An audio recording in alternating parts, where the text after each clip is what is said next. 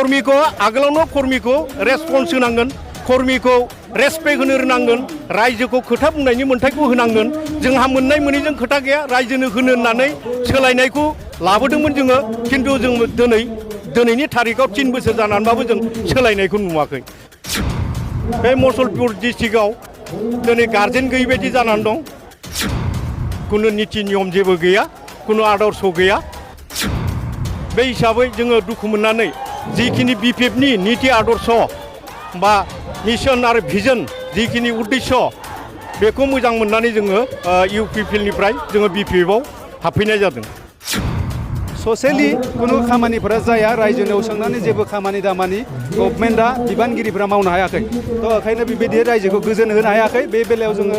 नोजोर बोनानै नोजोर नुहोनानै जों बिपिएफनि आगोलनि नीति नियमफोरा जिखिनि सिधामोन रायजोजों गोरोबना खामानि मावोमोन आरो बयबो पार्टी वर्कार्सखौ रेसपन्स होयोमोन बेनि थाखाय जोङो बेखौ सानफिननानै दिनै जोङो गोदानै बे इउपिपिएल दलखौ गारनानै आखु गोदानै जोङो बिपिएफआव जइन जानायनि ओंथिया दिनै जों जइनिं जानायनि मेन उद्देश्यआनो जाहैबाय मानो होनबा बै मुसलपुर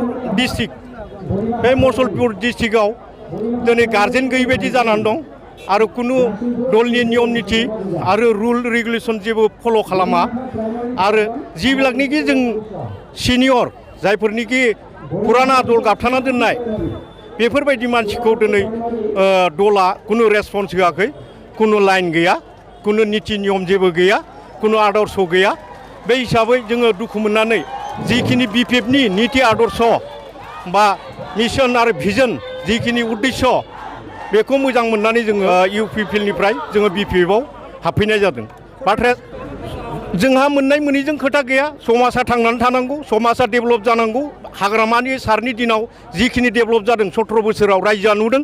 आरो जों सोलायनायनि सार्थआव आङो बे दलखौ जोङो गाबथाना दोनदोंमोन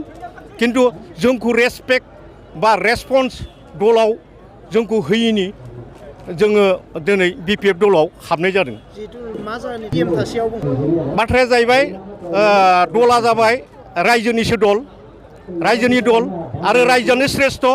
रायजोखौ रेसपेक्ट होनो रोंनांगोन आरो रायजोखौ खोथा बुंनायनि अधिकारखौ होनो हानांगोन अब्लासो बे दला थांनानै थागोन आरो रायजोआ खोथा बुंनायनि मोन्थाय जुदि मोनाब्ला बा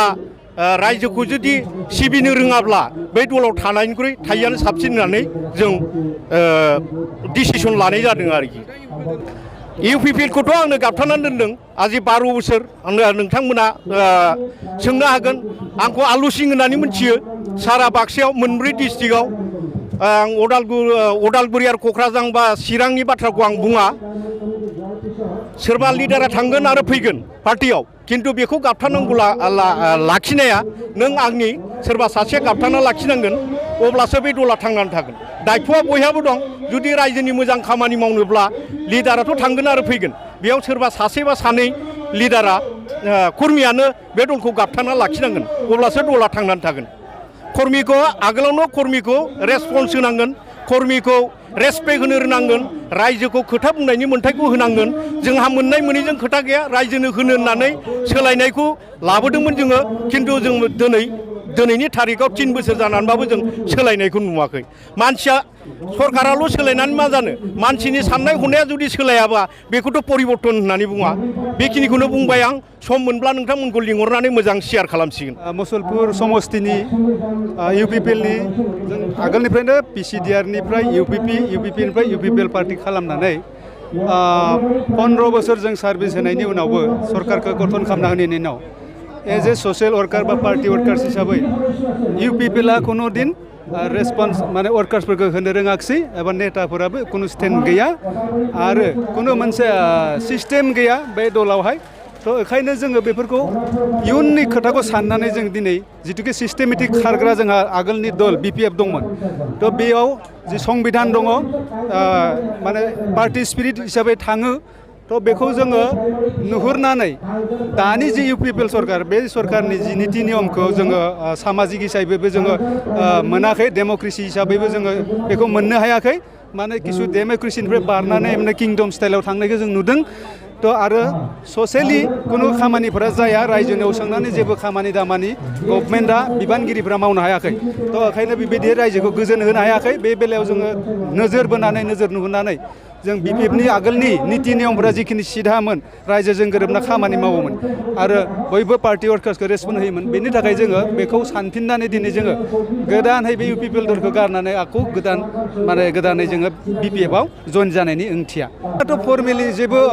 जौगानायनि खामानि मावनो हायाखै जों नुनायाव बिथाङा बुङोसो माने प्रेस मिट होयो बा बाथ्रायाव बहुतखिनि बुङो खिन्थु भितरे समाजजों गोरोबनानै बिथाङा मावनो हायाखै पार्टी वर्कार्सजों गोरोबनानै जेबो खामानि मावनो हायाखै आरो कुनु मोनसे रेसपन्ड बिथाङा होनो रोङाखै दिनैसिम समाजखौ दिनै इउपिपिएल दोलोआव दङमोन जोङो गासै जोंहा बहुदानो जइनिं जादों माने जों दिनैहाय बे इउपिपिएल दोलोनिफ्राय खामानि मावोमोन आरो आइथाबारि प्राइमारिनि आं सेक्रेटारिमोन अफिसियेलनि दिनैहाय जोङो बे इउपिपिएलनि खामानिखौ मोजां मोनैनि थाखाय जों दिनै ओंखारनानै दिनै बे बिपिएफ दोलाव जों दिनै जइनिं जाबाय आरो जों मोजाङैनो बे खामानिखौ मोजाङैनो जों मावलांनो आखाइ लाबाय आरो देरहानाया रोखाखा बेखौनो जोंनि मावनायखौ मोजां मोनाखै माने बियो गोबां खोथा बुंबाय थायो बिनि थाखायनो जोंनि दोलोनि गासै अमेन सेल बा प्राइमारिनि गासै जोंनि गोजामफोर पेरेन्ट बडिफोर जों बेखायनो जों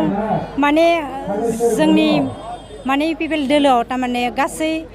बारहावा नांलाय खमलाय बुलाय सुलाय खालामनानै गावस्रानायनि थाखाय जों दिनै माने बिपिएफ दोलोखौ मोजां मोनो जों दिनै ओंखारबोदों जोंनि बुंनांगौआ बेनो जों माने हाजासे मोजां खामानिखौ मावलांनो सानदों आरो जोङो माने जों देरहानायखौनो जों खालामगोन थ' फैना माने बेनो जाहैबाय जोंनि बुंनो गोनाङा जेनेबा जों बिसोरनि मावनाय इउपिपिएलनि खामानि मावनायखौ जों मोजां मोनाखै माने जों जेनेबा रायजोफोरनो जि होनांगौ माने मोन्थायफोरखौ जों होनो हायाखै बेनिखायनो जों दा बे बिपिएफ दोलखौ मोजां मोननानै जों दा ओंखारबोबाय गासैबो बुंनाया आङो बेनो आङो प्राइमारिनि अमेन सेलनि सेक्रेटारिमोन आरो बेसे बोसोर जाखो मावनाया ओरैनो मावनाया बोसोरथाम जाबाय जोङो दिनै बिपिएफ दोलाव फैफिनबाय दिनै जों जइन जाबाय आरो आइथाबारि प्राइमारि मुसुलपुर आइथाबारि प्राइमारि ब्लक गोदान जइनिं जाबाय जोङो साबैसे माने बुहुत माने जानांगौ माने 2000नि सायाव आरो जेनेबा आरो किसुमान बायदियाबो थाबोनाय जादों माने जों दा गासैबो बिबानगिरिया माने गासै 40 जननि सायावनो आरो जायफोरा वार्कारफोर दङ माने गासैबो जों बिदिनो मोजां बिपिएफ दोलाव मोजाङै खामानि मावलांगोन होननानै जों दिनै आवगायबोबाय বৰমেলা ভিচিডিচিৰ পৰা আহিছোঁ এতিয়া ৰাকেশ বহ আজি 3 বছৰ হ'লে যিমানখিনি কৰিব লাগিছিল তেওঁ সিমানখিনি কৰা নাই যাৰ কাৰণে আমাৰ কিছু অসুবিধাৰ সন্মুখীন হৈছে সেইকাৰণে আমি আহিবলৈ বাধ্য হৈছোঁ মই কোনো পদত নাই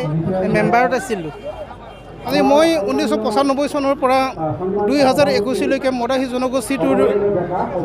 নেতৃত্ব দি আহিছিলোঁ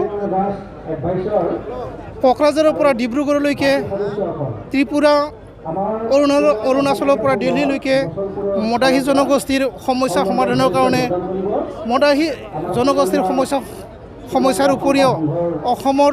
জাতীয় সমস্যা বিটিএডি সামূহিক সমস্যাৰ হকে বিভিন্ন জাতি জনগোষ্ঠীয় অনুষ্ঠানৰ লগত গৈ দিল্লী দিছপুৰ সকলোতে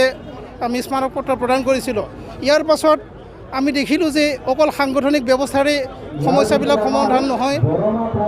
সমস্যা সমাধান কৰিবলৈ ৰাজনৈতিক ছাপোৰ্ট অত্যন্ত দৰকাৰ আৰু মোৰ যিহেতু এতিয়া বয়স 50ৰ ঊৰ্ধত 50+ হ'বলৈ গৈ আছে সেইকাৰণে মই ভাবিছোঁ মোৰ সময় আৰু বৰ্তমানৰ পৰিস্থিতিয়ে মোক ৰাজনৈতিক দলত যোগদান কৰিবলৈ আহ্বান কৰিছে সেইকাৰণে মই আজি বিপিএফ দলত স্বতঃস্ফূৰ্তভাৱে ৰাজনৈতিকভাৱে যোগদান কৰিবলৈ আহিছোঁ